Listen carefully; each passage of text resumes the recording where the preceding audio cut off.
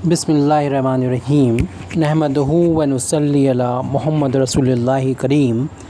ये problem differential equation के ordinary differential equation of the first order and first degree chapter से है।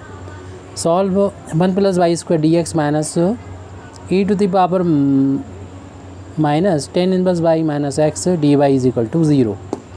ये डिफरेंशियल इक्वेशन y में लीनियर डिफरेंशियल इक्वेशन हो जाता अगर ये वाला टर्म इसमें यहाँ पर प्रेजेंट ना होता। यानी जब हम ब्रैकेट ओपन करेंगे तो ये वाला टर्म इसका इंटू यहाँ पर आ रहा dy, तब हमको ये टर्म मिल रहा है, उस वजह से ये हमारा लीनियर डिफरेंशियल इक्वेशन नहीं होता। अब डिफरेंशियल इक्वेशन अगर लीनियर नहीं है तो कोई बात नहीं, हम इसको y में नहीं x में बना सकते हैं। उसके लिए हमें अब इन टर्म्स को रीअरेंज करना होगा। तो इन टर्म को रीअरेंज करने के लिए सबसे पहले तो हम इस पूरे वैल्यू को राइट हैंड साइड में ट्रांसपोज कर देंगे। अपने सॉल्यूशन में ये वैल्यू लिख लें। उसके बाद यहाँ पर हम देख रहे हैं कि ये 1 + y² dx right hand side में पहुँच जाएगा e to the power minus 10 inverse y minus x और ये dy। फिर dy से डिवाइड कर देंगे, यानी dy को हम लेफ़्ट हैंड साइड में ट्रांसपोज कर देंगे तो मिलेगा 1 + y² dx over dy is equal to e to the power minus 10 inverse y minus x। ये सिचुएशन आ जाएगी। अब dy ओवर dx के कोएफिशिएंट को 1 बनाने के लिए इसको डिवाइड कर देंगे यहाँ, तो उससे पहले आप x को ट्रांसपोज कर लें क्योंकि x का y के रिस्पेक्ट में डिफरेंशिएशन है, यानी x डिपेंडेंट वेरिएबल और y इंडिपेंडेंट वेरिएबल हो गया। तो लीनियर डिफरेंशियल इक्वेशन बनाना है तो ये हम x को इधर ट्रांसपोज कर देंगे तो 1 + y², ये पहले डिवाइड इससे करके भी किया जा सकता है, कोई प्रॉब्लम नहीं इसमें, प्लस x हो जाएगा और ये बचेगा राइट हैंड साइड में e to the power minus का 10 इनवर्स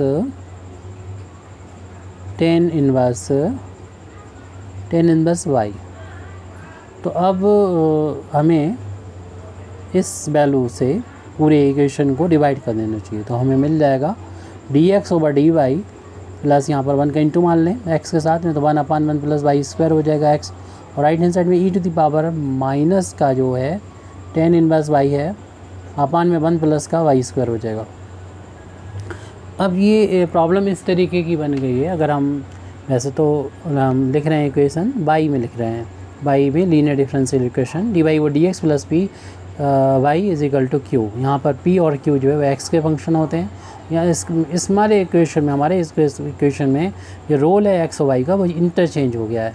और इस डिफरेंशियल इक्वेशन का जो सोल्यूशन होता है y इंटू इंटीग्रेटिंग फैक्टर और is equal to q into integrating factor dx plus का c होता है।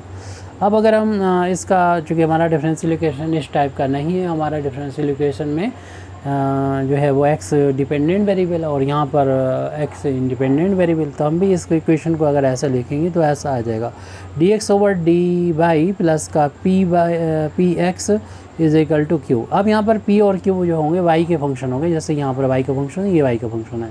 तो इस डिफरेंशियल इक्वेशन का सोल्यूशन जो हम लोग यहाँ पर अप्लाई करेंगे तो x के लिए था इंडिपेंडेंट वेरिएबल होने पर, और यहाँ पर y इंडिपेंडेंट वेरिएबल होगा तब उसका सोल्यूशन हो जाएगा x into integrating factor is equal to q into integrating factor. वहाँ पर ध्यान रखें कि x और y का रोल बदल गया तो x dx यहाँ पर dy हो जाएगा प्लस कॉन्स्टेंट इंटीग्रेशन हो जाएगी, ये इसका सोल्यूशन होगा।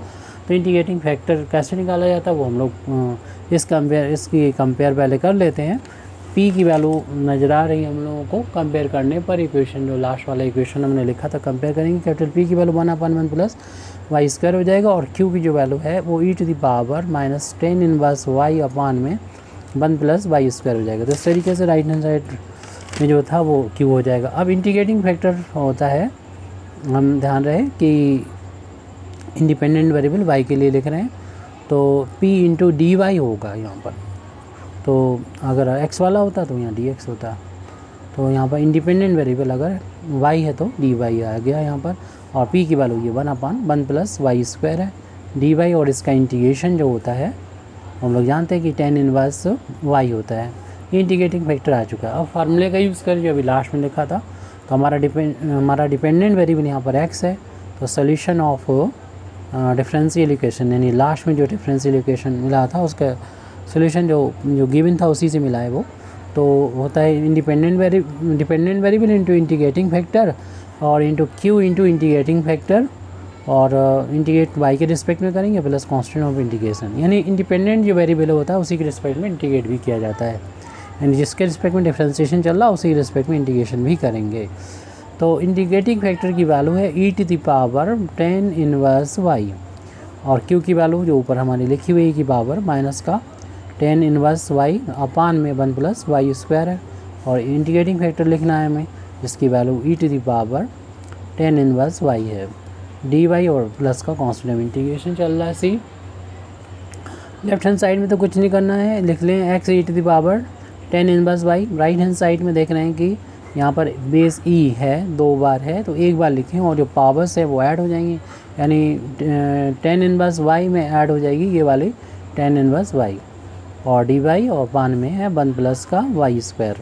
आप डायरेक्ट भी कर सकते हैं, dy लिख चुके हैं प्लस का c, ये पावर प्लस माइनस कैंसिल होकर e की पावर हो जाएगी 0 जिसकी वैल्यू 1 हो जाएगी। तो लेफ्ट हैंड साइड में x e to the power 10 inverse y है और ये e की पावर 0 की वैल्यू 1 हो गई, अपान में 1 प्लस वाई स्क्वायर, इसको हमें इंटीग्रेट करना और इसका इंटीग्रेशन अभी ऊपर भी कर चुके थे जो कि 10 इनवर्स अगेन y के इक्वल हो जाएगा, और हमारा ये जो डिफरेंशियल इक्वेशन का सॉल्यूशन आ चुका है। आप चाहें तो इसको इस तरफ लिख सकते हैं या फिर ऐसे छोड़ दीजिए, कंप्लीट हो चुका है। Thank you very much Indeed for listening me व आखिर दावाना अल्हम्दुलिल्लाहि रब्बिल आलमीन।